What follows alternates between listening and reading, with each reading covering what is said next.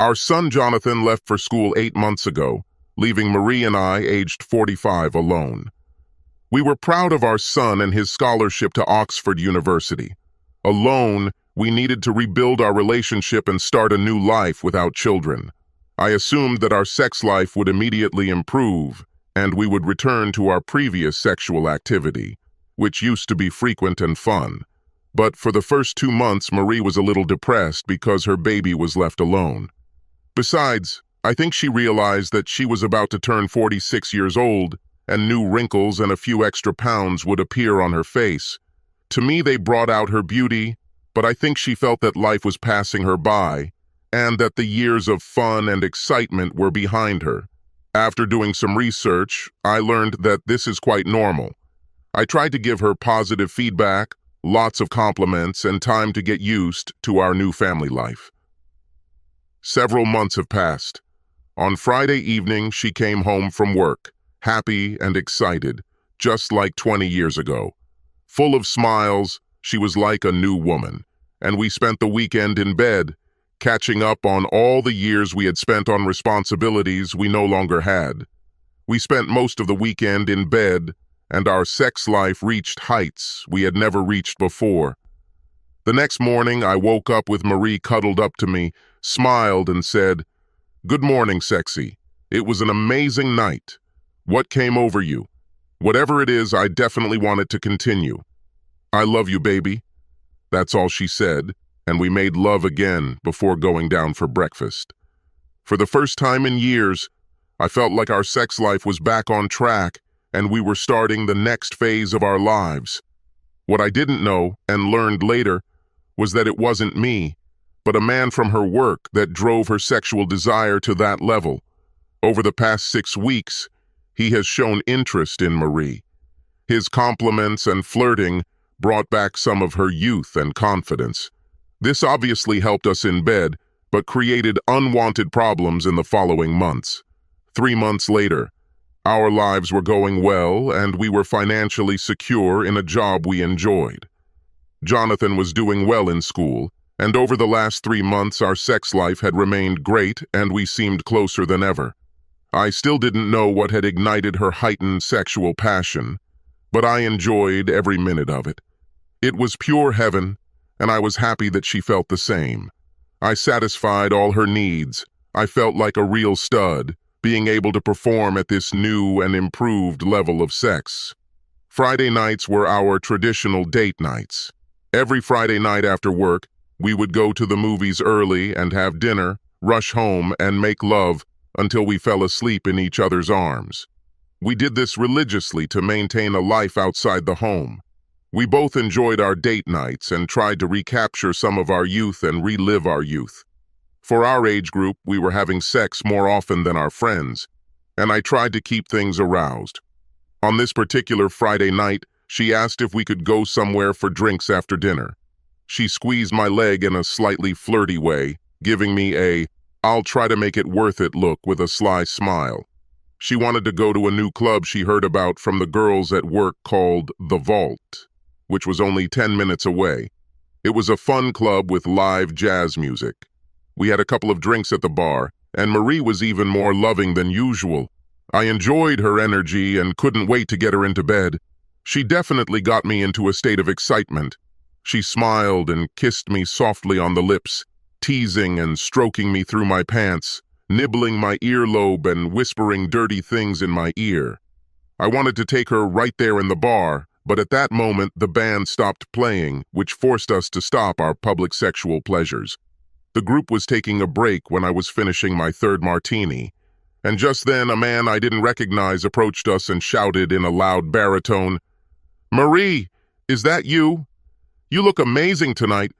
I must have had a shocked look on my face as I saw my wife's expression change from a smile to a concerned one, and she quickly introduced us to each other.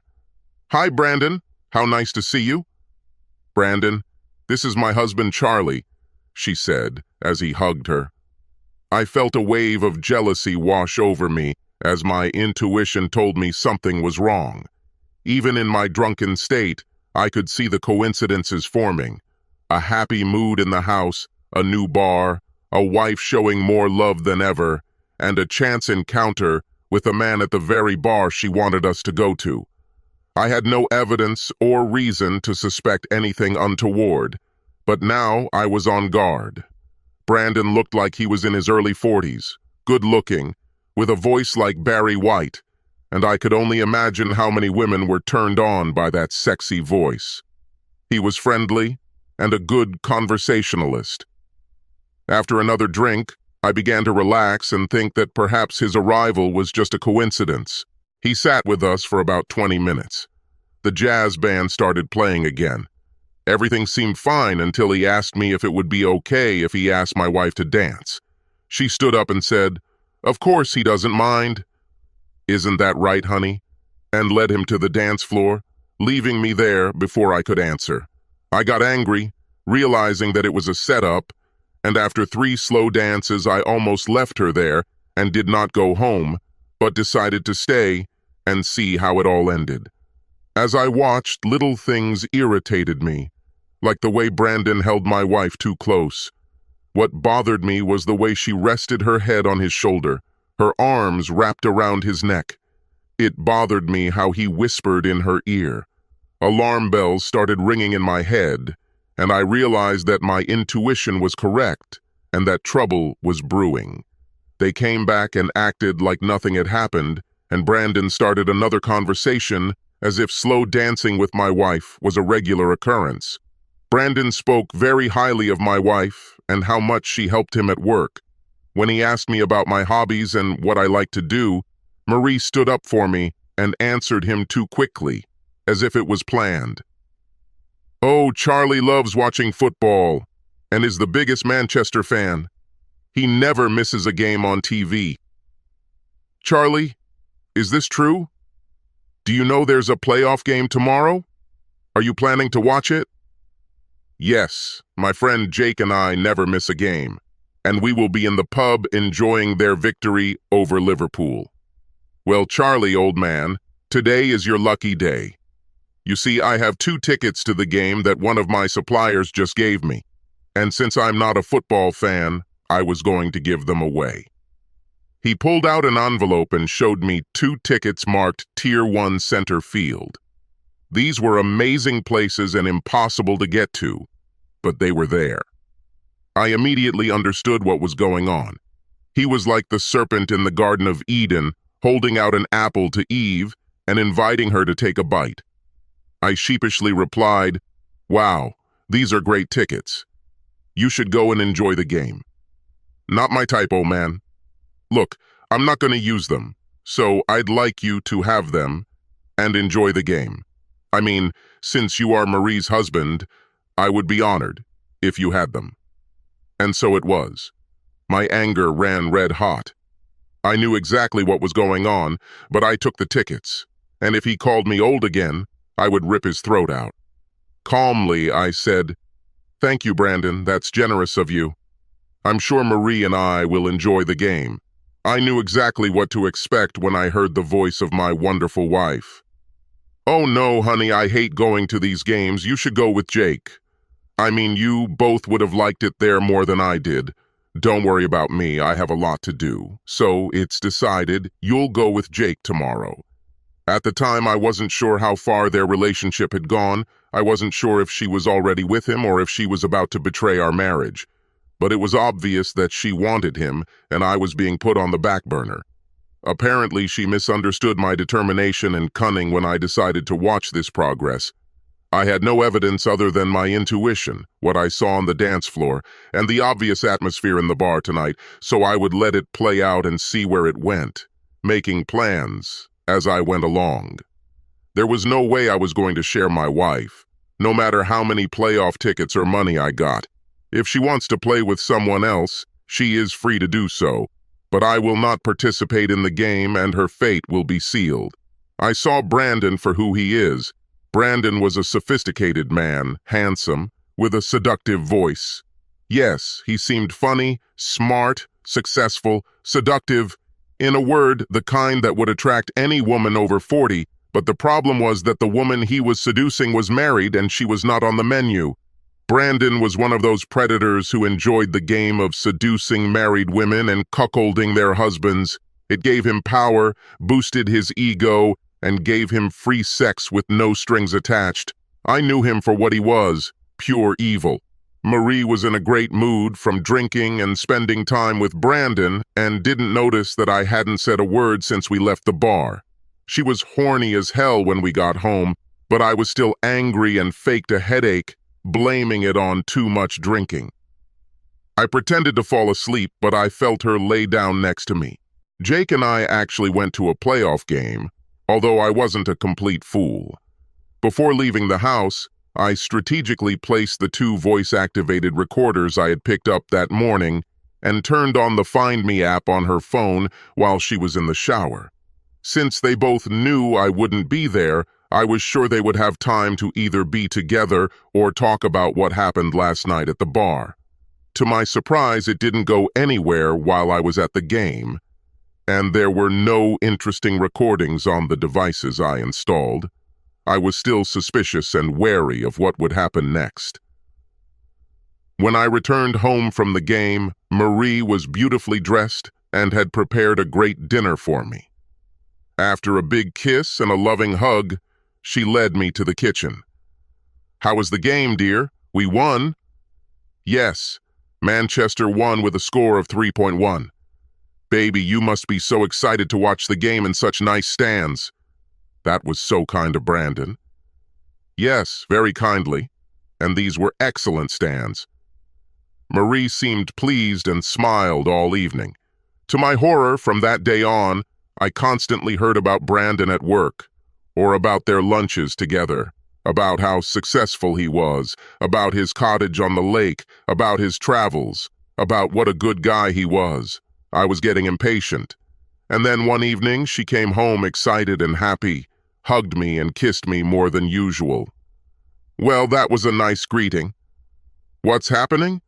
You won't believe it, but do you know the opera La Traviata? Yes, you've been talking about this for years. Why did you ask? Well, there's a performance at the Royal Opera House this Friday. Marie, you know I hate opera. Do you really want to go? Yes, I want to, but you don't have to go. This is really good news. See, I had lunch with Brandon today, and he told me he just got some great tickets to this opera. Another supplier gave them to him, just like the ones he gave you for the playoff football game. When he heard that I had always wanted to see this opera, he offered them to me, but was upset when I told him how much you hate opera and won't go. Then he came up with a great idea and offered to take me to my dream opera and then to a nice dinner. Isn't that nice of him, dear? Very generous. What a nice guy, I said sarcastically and continued. But, of course, you turned him down. Oh no, why should I do this? I mean, I know you don't want to go and it's not a big deal. Surely you don't mind if I go with Brandon. It is important. The important thing is that you don't go on a date with another man. Whether I'm at home or away, my wife doesn't do that. Honestly, I'm shocked that you even thought about agreeing to a date, I said, knowing full well that this was all planned. Oh my God. I didn't think of this as a date. Sorry, you got it all wrong. You know, Brandon and he's our friend.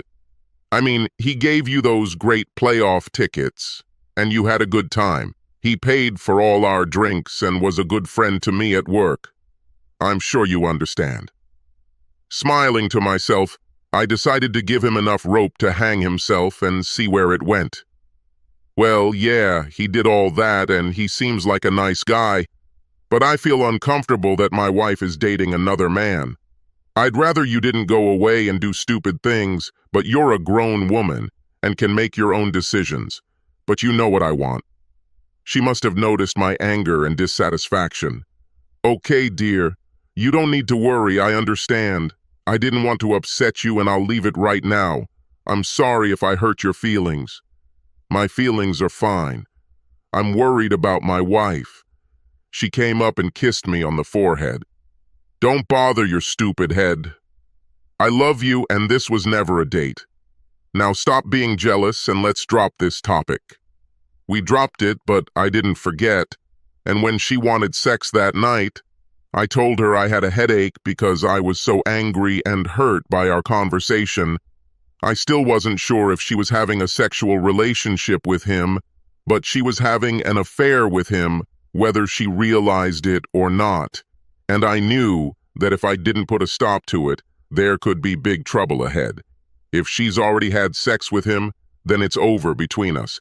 This Brandon thing was becoming a much bigger problem, and I told her that hearing about him all the time was making me a little jealous, and I wanted her to stop meeting him for lunch. She protested and pushed me away. Charlie, I turned down the opera tickets like you asked, but you're being stupid, and I won't stop being his friend. And if that means going out to dinner every now and then you'll have to be a little more understanding. Of course I was furious, but I needed to figure out exactly what I could do about it without adding to the rift in my marriage. Soon after, in addition to lunches, they began drinking after work.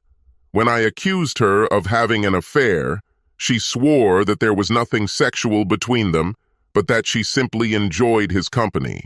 So you're not attracted to Brandon? Don't lie to me, Marie. Well, every girl in the office likes him, baby. They're talking about me, but I haven't done anything yet. But you want this, don't you? What girl would refuse? I mean, he's so handsome and that voice is mesmerizing. But you don't have to worry. I have nothing to worry about? How would you feel if I was going out for lunch and drinks after hours with a girl I'd like to have sex with? Something tells me you wouldn't be so understanding. This conversation didn't go too well and our house got a little chilly for a few days. She became angry at the thought of me being with another woman and made it clear that this was not an option. She then informed me that she would castrate me if I ever cheated. I thought she was delusional and not thinking straight, and I had a bad feeling that our future as husband and wife was in grave danger. Then it happened. One evening she came home 3 hours late without calling, leaving me worried. She walked in like nothing had happened and came over to kiss me like everything was right in the world. To her shock, I pushed her back and with a death glare, I uttered a vile phrase that made her realize what I thought about our situation. It's nice that you finally came home. Did you have sex with your friend tonight? My wife had never heard me talk to her like that and immediately apologized and explained that her phone was dead. She had lost track of time and would never do that again. Were you with Brandon? Marie lowered her eyes and did not answer. I was angry and made it abundantly clear that our marriage was on thin ice if this continued. Marie, let me be clear. If I find out that you have already had sex with him, or if you were intimate with him in any way, it's over between us. I will not live with an adulteress, and I will not allow myself to be lied to. It shocked her, and she vowed to remain faithful, apologized, and said she would stop. For the first time, I believed that Marie had finally realized the seriousness of my demands. She really stopped talking about him and his greatness. But she continued to go out with him for lunch and drinks without telling me. The only thing that stopped was hearing about their time together and what a wonderful person he was. 2 weeks later, over dinner, I finally asked her if she had stopped having dinner and drinks with Brandon. She touched my hand and smiled at me as if I were a child, trying to calm my feelings. Sympathizer's tone, she admitted that she was still dating him, but decided not to tell me so as not to hurt my feelings. To my bewilderment, she did not understand how angry or hurt I was at hearing her confession. What she said next made my head explode as she told me something that no normal man would put up with. Baby, you know that I love you and that Brandon is just a friend.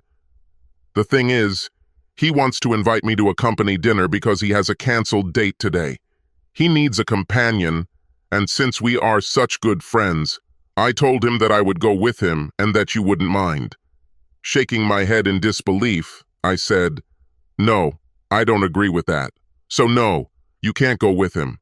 Damn it, Marie. You're still my wife. At least for now.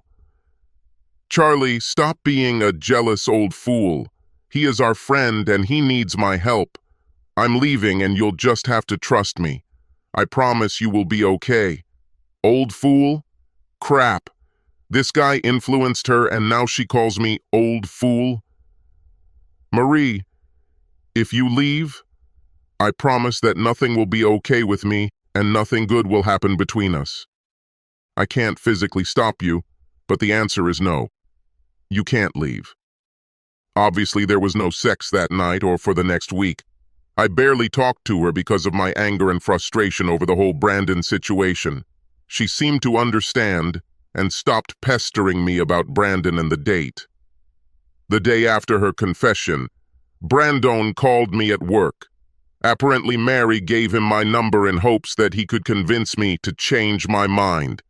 She was definitely going to get scolded when I got home later that evening. Charlie, old man, how are you? Brandon, what a surprise. What can I do for you? I asked, expecting to see what was on the predator's mind.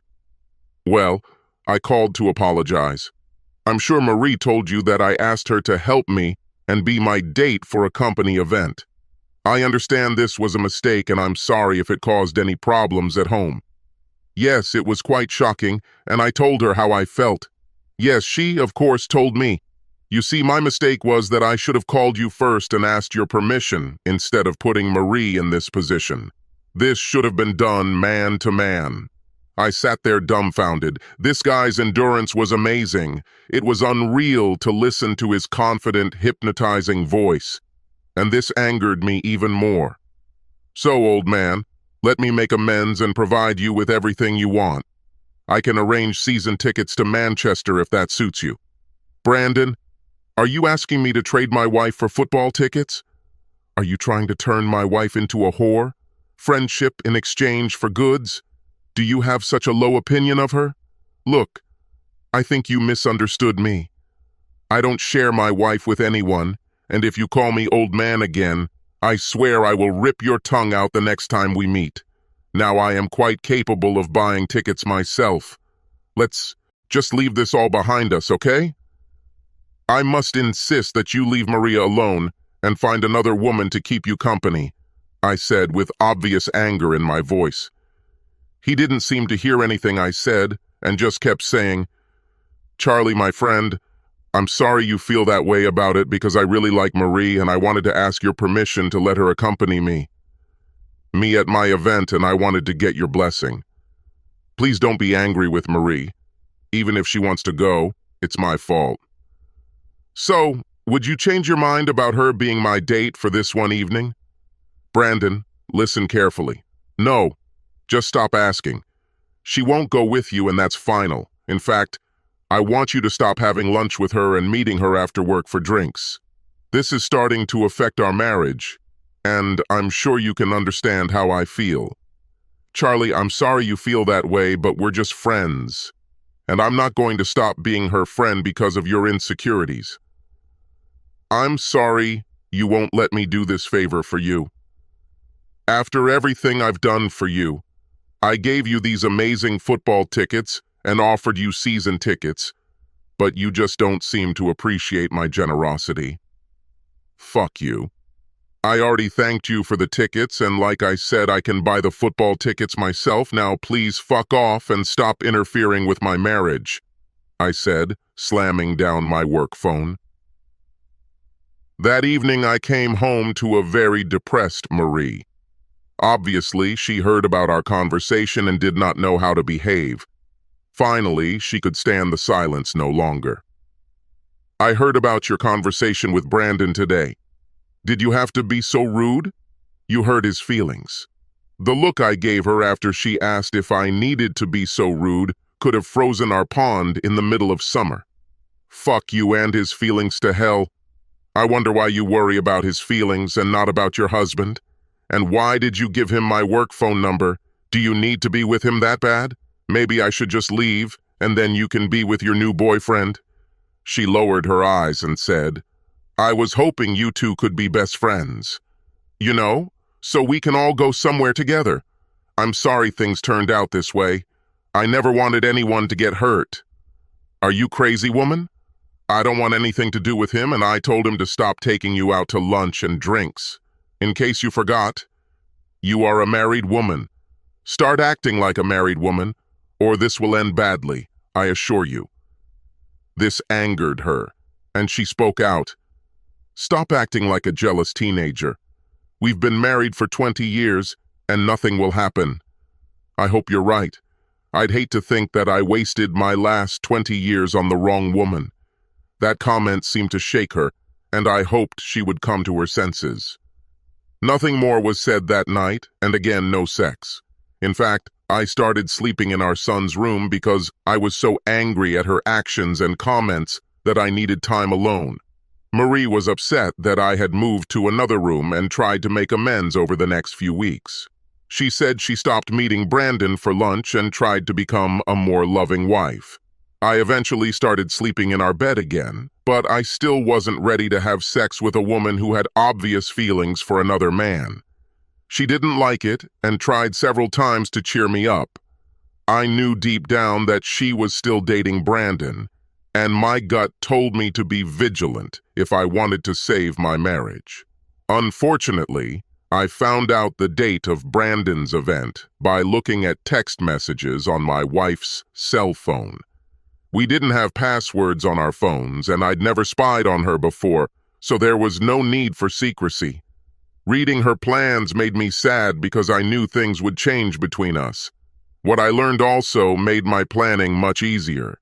To my surprise, her last few weeks as a loving wife were her way of winning me back and helping me forget about the issue with Brandon.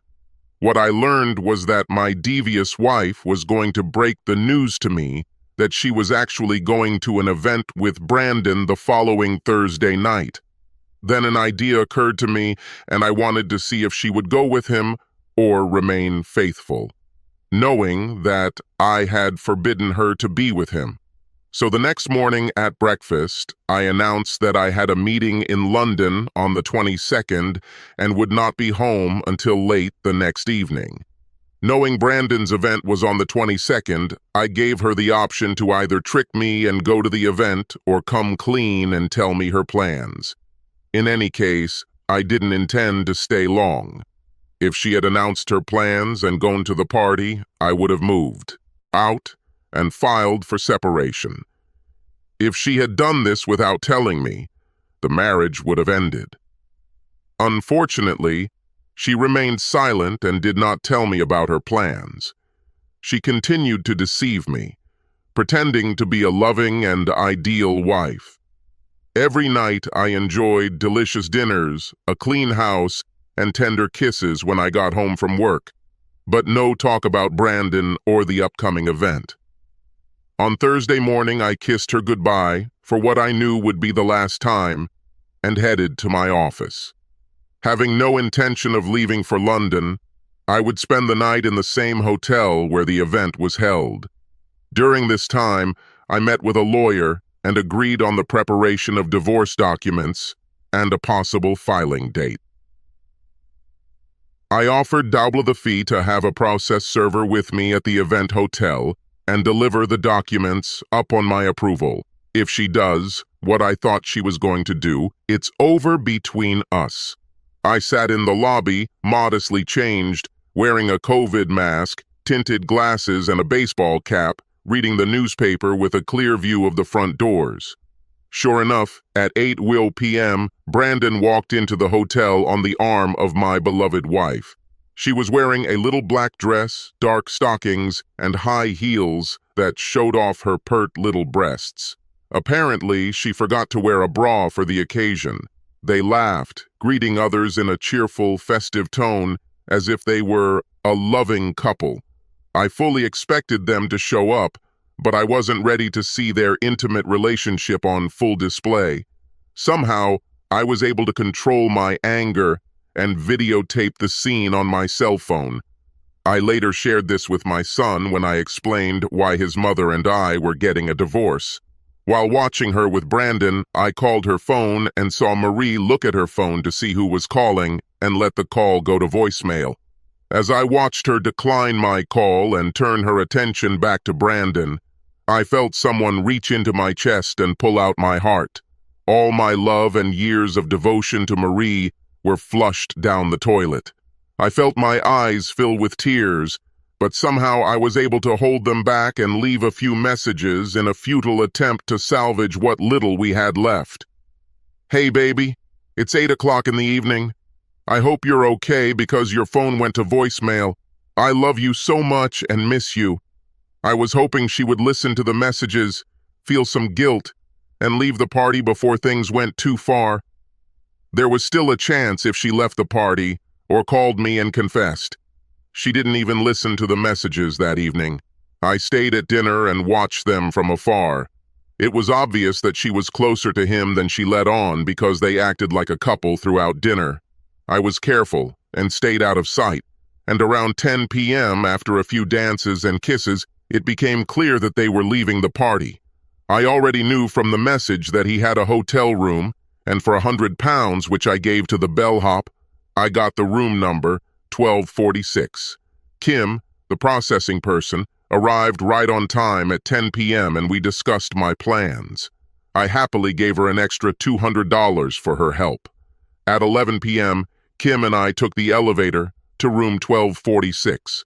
Kim knocked on the door, and we heard some movement as I stood to the side of the peephole. A deep voice came from the room. "Who is this?" Kim put her ID in the peephole and said, "Security." "Open the door, please." He obviously didn't read the ID she showed, but it worked and we heard the door open. It opened just enough to see Brandon's face, and before he could speak, I stood in front of Kim and forced the door open, causing Brandon to stumble back. He fell to the floor naked in shock. A woman's sigh came from the room as he rolled in front of Marie. Then her gasp turned into a loud scream when she saw that it was me standing in front of her naked body.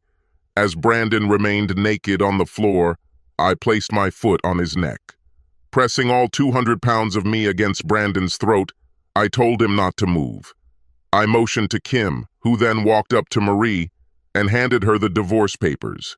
Kim told her she had been served and took a photo of her standing naked holding an envelope. She had a shocked look on her face as I took off my wedding ring and threw it towards the wet spot on the bed. Marie saw my pain and finally realized the full consequences of her choice. Suddenly she wanted me and not her boyfriend. Well, too little, too late. "Charlie, I'm sorry. I made a big mistake and I don't want to lose you. I know it looks bad, but you know that I love you and don't want a divorce. Please let me come back to your house and I will explain everything and make everything right again. Please don't do this." I just shook my head in disbelief and looked at the brain-dead woman standing in front of me. For the first time I realized how old and out of shape she looked. Seeing her standing there naked, with signs of recent sex on her body, was disgusting. After I saw all this, all the feelings I had for this woman disappeared. The love I had felt all these years was now replaced by contempt and disgust. This became the final scene of our marriage. Standing over Brandon, my foot still on his neck, I ordered Kim to leave me alone with the cheating couple. As the door closed, I looked at my wife and spoke in the voice of a desperate and angry man. "Congratulations, you broke my heart and ended our 20 years of marriage. And you did it in the worst possible way. You lied to me, deceived me, and then you let this piece of shit fuck you. Because of this, our time together ended. Just sign the divorce papers and don't dare come home until Saturday afternoon. It will take me a day to move my things out of the house. You can live in our apartment until it is sold, which won't take too long. In the meantime, maybe you can move in with this asshole," I said, removing the boot from his throat and lowering it onto his exposed genitals. I tapped my heel again, just to make sure I hit it right.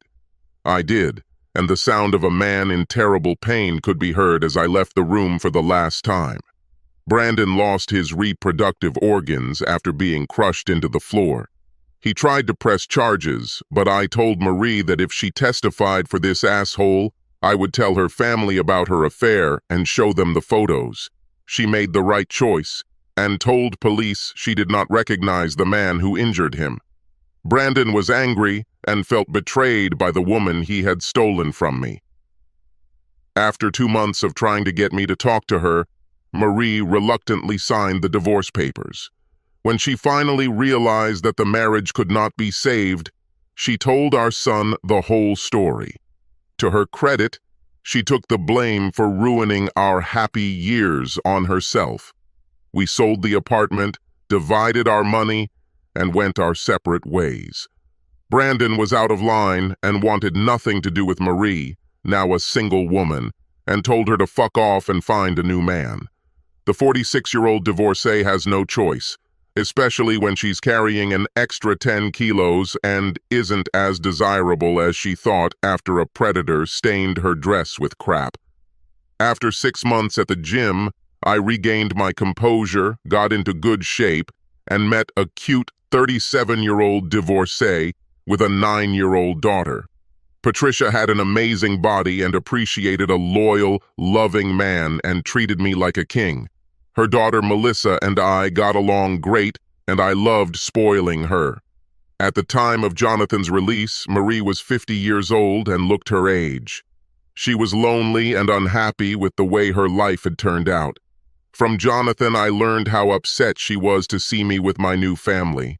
Seeing how happy I was with my pretty new wife and beautiful daughter, she became sad and jealous. Marie told our son how sorry she was for her actions and how badly she treated me. She still couldn't forgive herself for allowing herself to be seduced by that asshole. She told Jonathan that losing my love made her realize what she had given up and how much she missed her old life. All this pain and loss because of her selfish desires. On the other hand, my life changed for the better in less than a year after the divorce was finalized. Patricia's ex-husband cheated on her, and she knew how much pain it caused. She swore she would never do that to me or our happy marriage. We remained married and faithful to each other for the next 30 years, and enjoyed our 3 grandchildren that Melissa and Jonathan blessed us with. We haven't heard from Brandon since his injuries. Marie never remarried and lived the next 20 years as a lonely old woman and never forgave herself for betraying me, her husband, and ruining her happy life. Jonathan married a wonderful woman, gave us another grandchild, and became closer to my new family. I only saw Marie at Jonathan's events and at her